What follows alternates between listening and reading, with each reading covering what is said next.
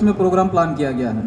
तो एक चीज़ ध्यान रखना, जयंती मनाना ये मकसद तो आपने बना लिया है, मगर सिर्फ जयंती मनाना मकसद नहीं होना चाहिए, क्योंकि महापुरुषों के प्रति जो हमारे महापुरखे हैं, दोनों महापुरखे ओबीसी और शेड्यूल कास्ट, आज की भाषा में अगर बताया जाए तो ओबीसी और शेड्यूल कास्ट महापुरखे हैं, और बाबा साहब महात्मा ज्योतिराव फुले जी को कहते हैं कि मेरे गुरु हैं। तो एक शेड्यूल कास्ट के जो नेता है वो महात्मा ज्योतिराव फुले जी जो ओबीसी से, उनको अपने गुरु कहते हैं। तो महापुरखों के प्रति सही सम्मान, अगर आप महापुरखों को सही सम्मान देना चाहते हो तो क्या करना होगा? तो महापुरखों के प्रति सही सम्मान, उनके विचारों का प्रचार प्रसार और उनके कार्य का विस्तार ही है। ध्यान रखना, अगर आप सही में इनको मानते हो और सबसे बड़ी बात अगर जानते हो, क्योंकि मानना और जानना भी बहुत बड़ी बात है। अभी हमारे एक वक्ता ने कहा कि वो लोग, यानी वो आरएसएस वाले लोग, वो भी बाबा साहब अम्बेडकर को मानते हैं। सही बात यह है कि वो बहुत बारीकी से जानते हैं। सही बात क्या है? डॉक्टर बाबा साहब अम्बेडकर को आरएसएस के लोग बहुत बारीकी से जानते हैं और हमारे लोग सिर्फ मानते हैं। वो लोग जानते हैं और हमारे लोग सिर्फ मानते हैं। हमारे लोगों ने मानने से ज्यादा जानना चाहिए। और क्या करना चाहिए? जो लाइन मैंने गिनाई कि महापुरुषों के प्रति सही सम्मान, उनके विचारों का प्रचार प्रसार और उनके कार्य का विस्तार ही है। तो कितना विचारों का प्रचार प्रसार किया, कितने उनके कार्य का विस्तार किया? सवाल तो ये उठाना चाहिए आप लोगों ने कि महापुरुषों के प्रति अगर आप सम्मान जाहिर करना चाहते हो तो उनके विचारों का कितना प्रचार प्रसार आज तक किया, कितना उनके कार्य का विस्तार आज तक किया, लिखित में छोड़ा है। दोनों महापुरुषों ने बहुत अच्छी बात की, हर बात लिखित में छोड़ी है, पढ़ते ही नहीं है। पढ़ते हैं समझ में आता है नहीं। क्यों समझ में क्यों नहीं आता है? पढ़ लिख गए हो, क्लास 1 ऑफिसर तक पहुंच गए, फिर समझ में क्यों नहीं आता है? क्योंकि इन्होंने जो लिखा है ना, उसको आप किताब की तरह पढ़ते हो। उसको क्या पढ़ते हो? किताब की तरह। किताब पढ़ने के लिए नहीं लिखी इन लोगों ने, आंदोलन लिखा हुआ है। उसके अंदर जो लिखा है वो क्या है? आंदोलन है। तो आंदोलन को अगर दिमाग में रख के पढ़ते हो तो उनका आंदोलन समझ में आएगा। उसके बाद उसका प्रचार प्रसार और उसका विस्तार का मामला होता है। तो फुले जी को अगर समझना है तो अगर आपने गुलामगिरी नहीं पढ़ी और उसको नहीं समझा, कुछ भी समझ में आने वाला नहीं है। फुले जी को समझना है तो गुलामगिरी को समझना होगा। डॉक्टर बाबा साहब अम्बेडकर को समझना है तो एनिहिलेशन ऑफ कास्ट को बार बार लगातार इतनी बार पढ़ना होगा जब तक आपको वो समझ में ना आ जाए। काशीराम जी ने 21 बार पढ़ी थी, कहते हैं कितनी बार?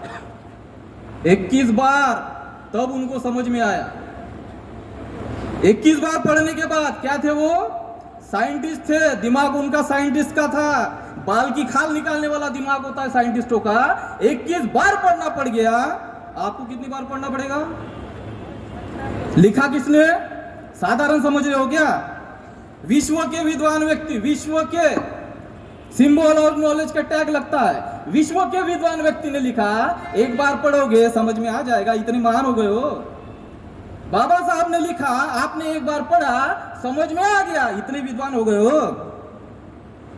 एक ही किताब को तब तक पढ़ना पड़ेगा जब तक आपको माइक्रो लेवल पे उसकी बातें समझ में नहीं आएगी। जिस लेवल पे आप कार्य करोगे और आगे बढ़ोगे, मान के चलो आज आपने कोई किताब पढ़ी तो जितनी आज आपकी समझ विकसित हुई है उतना समझ में आएगा। उसी किताब को 5 साल के बाद पढ़ो, उसी किताब को 5 साल के बाद पढ़ो।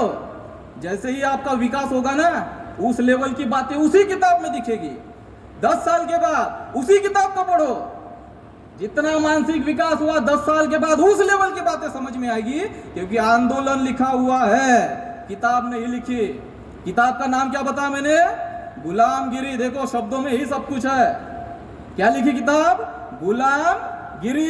हमारे लोग गरीबी की बात करते हैं, अशिक्षा की बात करते हैं, सब कुछ बात करते हैं। फुले जी को लेके अज्ञानता की बात करेंगे, शिक्षा की बात करेंगे, मगर लिखित में छोड़ा उसकी बात नहीं करेंगे। क्या लिखा?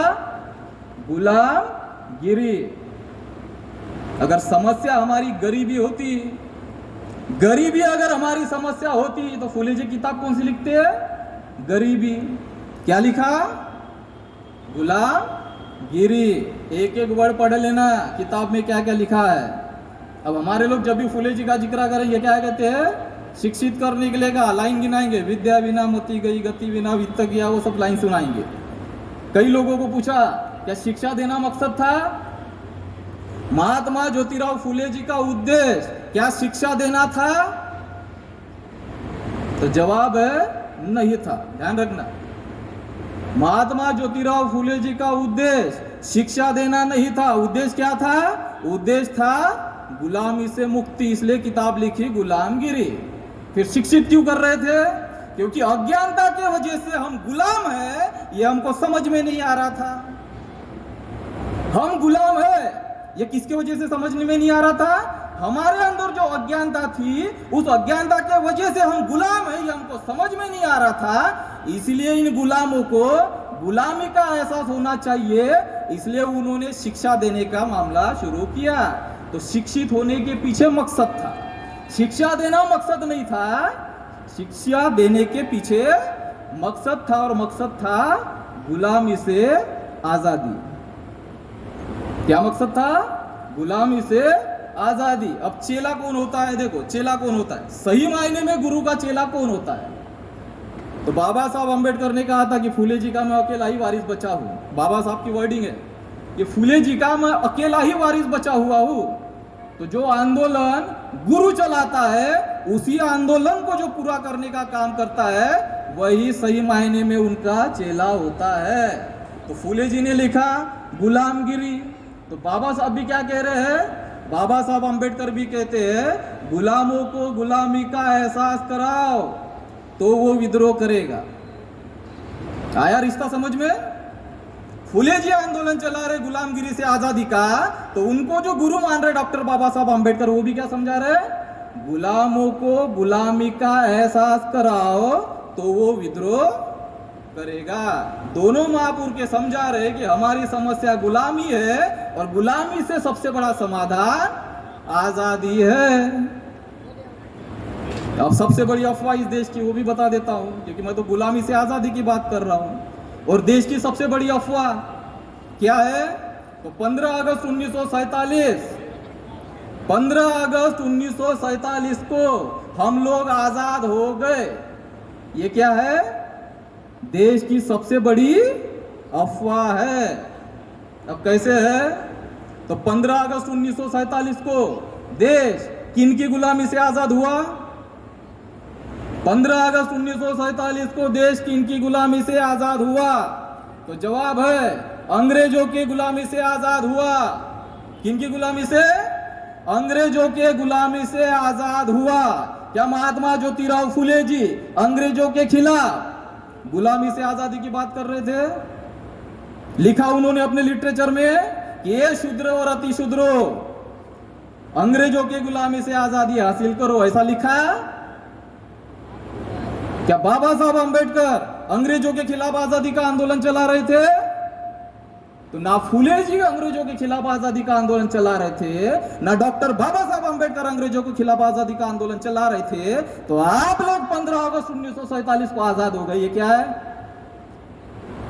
हुए 15 अगस्त 1947 को इस देश के शुदर और अति शुदर, जो गुलामगिरी में महात्मा ज्योतिराव फुले लिखते हैं, शुदर को तो आज का ओबीसी, एससी लोगों को भी गलत फहमी और ओबीसी लोगों को भी गलत फहमी। ओबीसी समझता है कि एससी शुदर है, और एससी भी अपने भाषा में खुद को बोलता है कि हम शुदर लोग हैं। वर्ण व्यवस्था 4 वर्णों की, जो समाज व्यवस्था को बदलने की बात की ना, बताना चाहिए कि हमारी समाज व्यवस्था क्या है। समाज व्यवस्था बताते नहीं है, बदलने की बात करके चले जाते हैं, बोलते हैं सब पढ़ लिख लिए, सब पता है। अरे पता होता तो प्रोग्राम लगाने की जरूरत पड़ती क्या? यहाँ पे बताना चाहिए स्टेज में आके कि समाज व्यवस्था क्या है और हमारा स्थान क्या है। व्यवस्था 4 चीजों की है, ब्राह्मण, क्षत्रिय, वैश्य, शूद्र। क्या आज का ओबीसी ब्राह्मण है?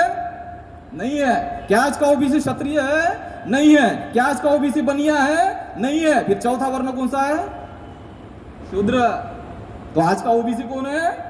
ओरिजिनल शूद्रा आज का ओबीसी है। और शेड्यूल कास्ट व्यवस्था के बाहर के लोग, जिनको कहा जाता है अति शूद्र लोग। फुले जी ने दोनों वर्ड इस्तेमाल किए कि शूद्र और अति शूद्र। तो गुलामी में लिखित में छोड़ा है कि जब तक इस देश में अंग्रेज है, तब तक इस देश के इन शूद्रों को और अति शूद्रों को मौका है। उन्होंने इस मौके का फायदा उठाकर ब्राह्मणों की गुलामी से आजादी हासिल करनी चाहिए।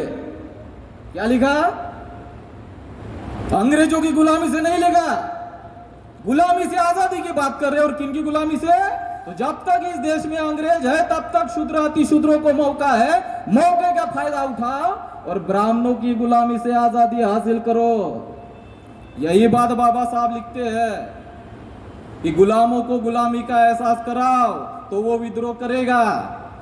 विद्रोह नहीं किया, गुलामों को गुलामी का एहसास नहीं किया। आज मंडल कमीशन, क्रीमी लेयर, गरीबी, अशिक्षा, बेरोजगारी, फालतू बकवास करते हैं। आखिर रोटी का आंदोलन नहीं चलाया, आजादी का आंदोलन चलाया। आजादी का आंदोलन चलाओ, रोटी फोकट में मिल जाएगी। रोटी के लिए आंदोलन चलाते, आजादी मिलने वाली नहीं है। गुलामों को अधिकार नहीं दिए जाते, छीने जाते हैं। 15 अगस्त के बाद पूरे गुलाम बने हो, वही तो छीन रहे जो संविधान में मिला थोड़ा बहुत। मंडल कमीशन की जय जयकार करते हो, संविधान क्या कहता है और मंडल कमीशन क्या कहता है, फर्क समझ लो। डॉक्टर बाबा साहब आंबेडकर ने आरक्षण दिया। आरक्षण को क्या कहा? संख्या के अनुपात में प्रतिनिधित्व यानी आरक्षण। डेफिनेशन दिमाग में बिठा लेना, क्योंकि मंडल को महान मान रहे हो, समझ में नहीं आ रहा है कि बाबा साहब ने क्या दिया। आरक्षण क्या है? संख्या के अनुपात में प्रतिनिधित्व यानी आरक्षण। संख्या काउंट करो, ब्राह्मण कितना है? 3.5%। बनिया कितना? क्षत्रिय कितना है? 5.5। बनिया कितना है? 6। ओबीसी कितना है? 52। शेड्यूल कास्ट शेड्यूल ट्राइब कितना है? 22.5। माइनॉरिटी कितने हैं? 10.5। लगाओ तो, बाबा साहब ने जो कहा लगाओ। 10.5% माइनॉरिटी को 10.5% दे दो, ओबीसी को 50%, 52% दे दो, शेड्यूल कास्ट शेड्यूल ट्राइब को 22.5% दे दो। कितना लागू हो जाता? 85%, हम जिसको बहुजन समाज कहते हैं। 85% अगर संख्या के अनुपात में लागू हो जाता तो क्या होता? 85% हमारे लोग शासन प्रशासन में जाके बैठ जाते तो 2500 साल से जो व्यवस्था ऐसी है ना, 3.5% जो हमारे सर पे बैठा है वो कहां पे आ जाता? ये मकसद था बाबा साहब का हर चीज के पीछे। हमारे लोगों को पता होता है नहीं, ब्राह्मणों को पता है, इसलिए आरक्षण को खत्म करने के लिए आत्मदाह कर रहे हैं, जान की बाजी लगा रहे हैं। क्योंकि ब्राह्मणों को पता है कि आरक्षण अगर अमल में आ गया तो ब्राह्मण किधर आएगा? इधर। और ये कहां चले जाएंगे? उधर। ये है आरक्षण। संख्या के अनुपात में कहा, ओबीसी की संख्या कितनी है? 52। मंडल ने कितना लागू किया? 27। संविधान के खिलाफ जाके लागू किया। महान। क्यों? मंडल महान। अरे संविधान के खिलाफ काम किया, आरक्षण के खिलाफ काम किया। कहां से महान? इसलिए आंदोलन दिमाग में रखो और पढ़ना शुरू करो। किताब नहीं है, आंदोलन है। आंदोलन पढ़ोगे तो आंदोलन समझ में आएगा, तब गुलामी समझ में आएगी। गुलामी समझ में आएगी तो गुलामी से आजादी की बात करोगे, लोगों में प्रचार प्रसार करोगे, प्रचार प्रसार प्रस्तापित होगा, आजादी आने से कोई नहीं रोक सकता। क्योंकि जो मुंह से निकालते हो, जो मुंह से निकालते हो वही प्रचार होता है। जो प्रचार करते हो उसी का प्रचार प्रसार होता है, और जो प्रसार होता है वही प्रस्तापित होता है। तो हमारे कुछ भाई तो शब्दों की ताकत पता है ही नहीं। लोकतंत्र में शब्द ही हथियार होते हैं। लोकतंत्र में क्या होता है? शब्द ही हथियार होते हैं। तो हमारे बहुत सारे विद्वान क्या वर्ड इस्तेमाल करते हैं? दलित। विद्वान क्या वर्ड इस्तेमाल करते हैं? दलित। संविधान में है क्या दलित? संविधान में दलित है क्या? यस्सी लिखा हुआ है, यस्सी। संविधान की बात करेंगे, बाबा साहब की बात करेंगे, और भाषण में क्या कहेंगे? दलित। संविधान में एक ही वर्ड है जिसको बाबा साहब ने ट्रांसलेट किया, एक ही वर्ड। और संविधान के पहले पन्ने पे क्या है? India that is Bharat. क्या लिखा? India that is Bharat. हमारे विद्वान क्या कहते हैं? हिंदुस्तान। इतने महान विद्वान कहां मिलेंगे? क्या कहते हैं? हिंदुस्तान। नाम बाबा साहब का लेंगे, फुले जी का लेंगे, काम किसका करेंगे? आरएसएस का। बाबा साहब देखो लीडर कौन होता है बता देता हूं। लीडर कौन होता है? जो विजनरी होता है 100 साल बाद क्या हो सकता है जिसको अभी पता होता है वही लीडर होता है। 1922 1925 हिंदू महासभा आरएसएस का गठन किया और ब्राह्मणों ने नारा लगाया गर्व से को हम हिंदू है। बाबा साहब को उस समय पता था कि अभी ये जो हिंदुइज्म का मामला चला रहे हैं भविष्य में जाके भारत देश को क्या करेंगे, हिंदू राष्ट्र बनाएंगे और हिंदुस्तान डिक्लेयर करेंगे। कब पाबंदी लगा दी? 1950 में। आज 22 आ रहा है, कह रहे हैं ना संविधान को खत्म करेंगे, मनुस्मृति लागू करेंगे, हिंदू राष्ट्र डिक्लेयर करेंगे। बाबा साहब अंबेडकर को कब पता था? 1950 में ही पता चल गया था। इसको कहते हैं विजनरी लीडर, जिसको विजन होता है कि 100 साल बाद अभी जो चल रहा है इसका क्या रिजल्ट आने वाला है। इसलिए पाबंदी लगा दी कि इस देश को आपको इंडिया बोलना है या फिर भारत बोलना है। तो नाम बाबा साहब का, फुले जी का और काम आरएसएस का, और खुद को क्या कहते हैं? विद्वान। मुझे लगता है टाइम हो गया, खड़े हो गए इसलिए लग रहा है। रुकना है क्या?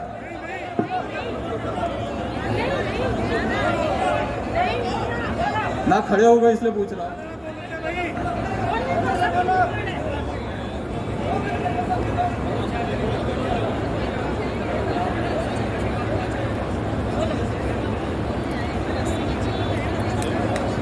धन्यवाद साथियों।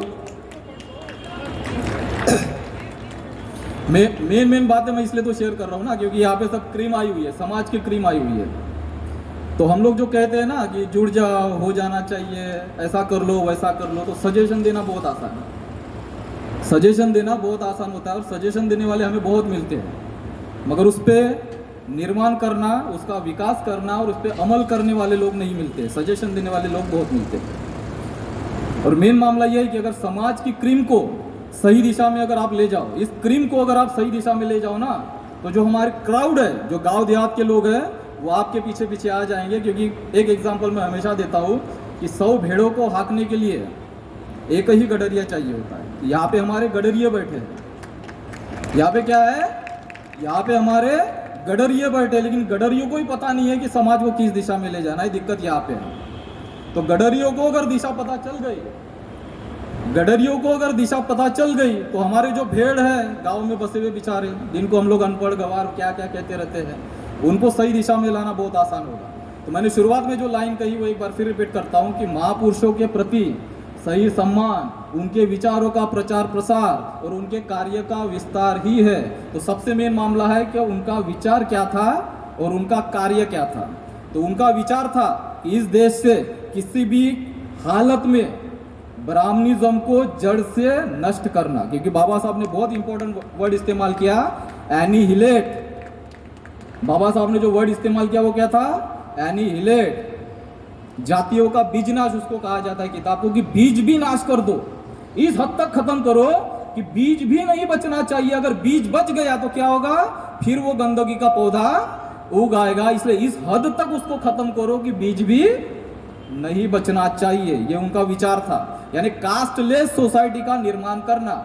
यही काम काशीराम जी ने अपने समय में किया था। उन्होंने एक कंसेप्ट दिया था, बहुजन।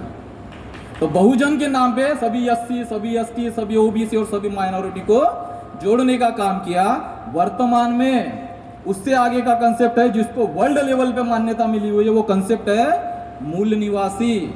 इस देश का एससी, इस देश का एसटी, इस देश का ओबीसी और सभी माइनॉरिटी क्या है? इस देश के मूल निवासी है। और यही वर्ड महात्मा ज्योतिराव फूले जी ने अपने गुलामगिरी में लिखित में छोड़ा है कि हम इस देश के क्या है? मूल निवासी है, यानी मालिक है। और ब्राह्मणों के लिए क्या कहा? ये बाहर देश से आए हुए विदेशी है। अगर हम मूल निवासी है तो कोई तो विदेशी होगा। तो विदेशी कौन है? ब्राह्मण विदेशी है, लिखित में छोड़ा है, गुलामगिरी में पढ़ लेना। डॉक्टर बाबा साहब अंबेडकर ने भी अपने भाषण में कहा है कि पंडित नेहरू के पुरखे 3000 साल पहले भारत में आए थे। जो बात फुले जी ने कही वही बात बाबा साहब समझा रहे हैं कि 3000 साल पहले पंडित नेहरू यानी ब्राह्मणों के पुरखे हमारे देश में आए थे। तो वर्तमान में जो कंसेप्ट इस देश में चल रहा है, जो गुलामी से आजादी की बात हम लोग कर रहे हैं, वो क्या है? हम इस देश के मूल निवासी है और ब्राह्मण विदेशी है, और हमें ब्राह्मणों की गुलामी से आजादी हासिल करनी होगी। यही एकमेव रास्ता है, दूसरा कोई रास्ता नहीं। अगर अभी नहीं किए तो 100% गुलाम बनने के लिए तैयार हो जाओ। टारगेट लेके चल रहे, 3 साल गिना देता हूं ताकि आपको थोड़ा अंदाजा होगा, फिर अपनी बात खत्म करूंगा। 1920, ध्यान रखना, 1920 1 साल, और इधर 2020, फिर उसके बाद 1925 आरएसएस का गठन, 2025, उसके बाद 1927 और इधर 2027। बस ये 3 बातें दिमाग में बिठा लो ताकि आपको पता चलेगा कि कैसे टारगेट लेके वो लोग काम करते हैं। 1920 को लोकमान्य तिलक, बाल गंगाधर तिलक मरने वाले होते हैं, तो मरने के पहले प्रॉमिस लेके मरते हैं कि इस देश में पेशवाई आनी चाहिए। तो 2020 को इस देश में उन्होंने संविधान खत्म करके मनुस्मृति लागू करेंगे डिक्लेयर किया और दिल्ली में संविधान को जलाया। ठीक है, उसके बाद 2025 आरएसएस का गठन, हिंदू राष्ट्र बनाना है, कंसेप्ट शुरू हो गया। 2027 को क्या किया था, तो हमारे एक वक्ता ने बताया कि बाबा साहब आंबेडकर ने 2027 में क्या किया था, मनुस्मृति खुलेआम जलाई थी 1927 में। तो 2027 आएगा तो क्या होगा, हिंदू राष्ट्र में सबसे बड़ी बाधा भारत का संविधान होगा, खुलेआम संविधान को स्वाहा करेंगे, 100% फिर से गुलाम बनाएंगे। उसकी प्रक्रिया ऑलरेडी शुरू हो गई है। अगर ये 100% गुलाम बनाना चाहते हैं तो हमें भी आखिरी लड़ाई लड़नी होगी। जो लड़ाई होगी ब्राह्मणों की गुलामी से आज़ादी, और रास्ता होगा जन आंदोलन। तो आप सभी लोग, डॉक्टर बाबा साहब आंबेडकर और महात्मा ज्योतिराव फुले जी ने जिस आंदोलन की शुरुआत की थी, जो आंदोलन था ब्राह्मणों की गुलामी से आज़ादी का आंदोलन, उसको पूरा करने के लिए साथ और सहयोग दोगे और आज़ादी हासिल करोगे। इसे आशा विश्वास के साथ अपनी बात समाप्त करता हूँ। जय भीम, जय निवासी। अब मैं साथ ही बैठ जाऊँ प्लीज। इलाज बता दिया, इकट्ठे हो, इलाज तो बता तो दिया। नमस्कार, मैं वेद प्रकाश धाकड़ है, हरियाणा में आपका स्वागत है, अभिनंदन है। और आज हम पहुँचे हैं भिवानी के दादरी गेट पे। यहाँ पर महात्मा ज्योतिबा फुले और डॉक्टर भीमराव अंबेडकर की संयुक्त जयंती समारोह का आयोजन किया गया था। और इस समारोह में मुख्य वक्ता के तौर पर महाराष्ट्र से पहुँचे हैं अमित माटे जी, तो उनसे बातचीत करेंगे। सर, धाकड़ हरियाणा में स्वागत है। सर, जब चुनाव की बात आती है तो SC-BC की बात आती है, लोग एकजुटता की बात करते हैं, लेकिन जो ही चुनाव चले जाते हैं लोग फिर अपने अपने घरों में दुबक जाते हैं। क्या कहना चाहेंगे? ये मामला ये है ना कि यही है कि जिनको ये अपने आइडल मान के चल रहे हैं ना, उनको ये पता नहीं है कि चुनाव के पहले हमें क्या करना होता है। चुनाव आने के बाद घर से निकलते हैं, प्रचार प्रसार करते हैं कि इकट्ठा हो जाओ, वोट डाल दो, हम सत्ता में आ जाएंगे, बात करते हैं। लेकिन राजनीति को बदलने का जो बेस है वो इनको पता नहीं है। लोकतंत्र में जन जो होता है ना, जन राज नहीं करता है, लोकतंत्र में जन मत राज करता है। तो जो मत बनाने का मामला है, ये लोग वो 365 दिन करते नहीं है। चुनाव के 1 दिन पहले निकल के बोलते हैं वोट डालो, क्यों डालो। तो अगर आप राजनीति को बदलना चाह रहे हो तो आपको 365 दिन समाज में जाना होगा और जनमत तैयार करना होगा। अगर आपने जनमत तैयार किया तो फिर आपको चुनाव के 1 महीना पहले वोट दे दो, इकट्ठा हो जाओ, ये बोलने की जरूरत नहीं पड़ेगी। तो हमें कंटिन्यू काम करना पड़ेगा और लोगों का जनमत विचारधारा के आधार पर निर्माण करना पड़ेगा, जो विचारधारा में हमें। सर, हम बात करते हैं मूल निवासी की भी बात करते हैं, पिछड़ा वर्ग की भी बात करते हैं, लेकिन देश की सबसे जो बड़ी समस्या क्या है कि पिछड़ा वर्ग आज भी 99% बल्कि 99% सोया हुआ है। वो सिर्फ चुनाव के वक्त ही जागता है, उससे पहले नहीं जागता। क्या कारण है? सोया हुआ है जो हम कह रहे हैं ना, तो वर्तमान का अगर आप लोग ऑल इंडिया लेवल का सीनियर ये देखो, बदल गया है। एक समय में था जो 100% ब्राह्मणों के जैसे में OBC समाज था, मगर आज नहीं है। अगर एग्जाम्पल देना है तो 2018 का आप ले लीजिए। SC/ST एक्ट को लेकर जब भारत बंद किया गया, उसके बाद इस देश के ब्राह्मणवादी ताकतों ने डिक्लेयर किया था कि 10 अप्रैल को हम लोग भारत बंद करेंगे। और किसके खिलाफ? तो SC/ST एक्ट के खिलाफ और आरक्षण के खिलाफ। तो ऑल इंडिया के जितने भी OBC के संगठन थे उन्होंने डिक्लेयर कर दिया था कि हम इनके साथ शामिल नहीं हैं। तो देश के इतिहास में फर्स्ट टाइम ऐसा हुआ कि ब्राह्मणों द्वारा और ब्राह्मणवादी ताकतों द्वारा जो भारत बंद को कॉल किया गया था वो पूरी तरह से फेल हुआ। ये तभी तो हुआ जब OBC जाग गया है। ऑलरेडी OBC जाग गया है, बस जिस पैमाने पे और जन जागृति चाहिए वो अभी और पहल करनी पड़ेगी, जाना पड़ेगा, दिशा देने का काम और बढ़ाना पड़ेगा, दोष देने का कम करना पड़ेगा। तो जो बचा वाला मामला है वो भी हम बता देंगे। अभी हम बात करते हैं, जैसे उत्तर प्रदेश में चुनाव थे, तो अगर OBC और SC अगर जागता तो वहाँ SC और OBC का सफाया नहीं होता सर। मेन मामला है ना, देखिए आप जब भी चुनाव की जो रिजल्ट की बात करते हैं तो उससे पहले आपको चुनाव किस चीज़ से हो रहा है वो सबसे पहले स्टडी करना चाहिए। वर्तमान में ईवीएम मशीन का उपयोग किया जा रहा है और ईवीएम मशीन के बारे में सुप्रीम कोर्ट का डिसीजन है कि ईवीएम से फ्री एंड फेयर इलेक्शन नहीं हो सकता है। जब ये सिद्ध कर दिया गया उसके बाद उसको पेपर ट्रायल मशीन लगाएगी। वो पेपर ट्रायल मशीन इसलिए लगाएगी कि ईवीएम से चुनाव फ्री एंड फेयर नहीं हो सकती। जब तक ईवीएम रहेगी आप कितनी ही मेहनत कर लो या कुछ भी कर लो, पॉलिटिकल सीनियर चेंज नहीं कर सकते हो। तो लोगों को जगाना होगा और ईवीएम के खिलाफ एक ऐसी राष्ट्रीय के भारत में करना होगा। अखिलेश यादव ने रिजल्ट के एक दिन पहले इमरजेंसी मीटिंग कॉल की कि ऐसा ऐसा हो सकता है, बोला उन्होंने। जैसे ही रिजल्ट आया, रिजल्ट के दूसरे दिन चुप हो गया। अगर सेकंड नंबर पे है तो उसमें टर्म्स एंड कंडीशन में डाला गया कि सेकंड नंबर पार्टी को ये अथॉरिटी है कि वो रिकाउंटिंग की डिमांड कर सकता है। तो अगर अकेले सेकंड नंबर पे है तो उसने करना चाहिए था, क्यों खामोश है। कहीं ना कहीं इनके जो है जो काले कारनामे है उनके पास है, वो उसको आगे निकालने का मामला चला के इनको चुप करवा देते। चुप हो गया, बोला ही नहीं। तो क्या बैन हो पाएगी सर ये?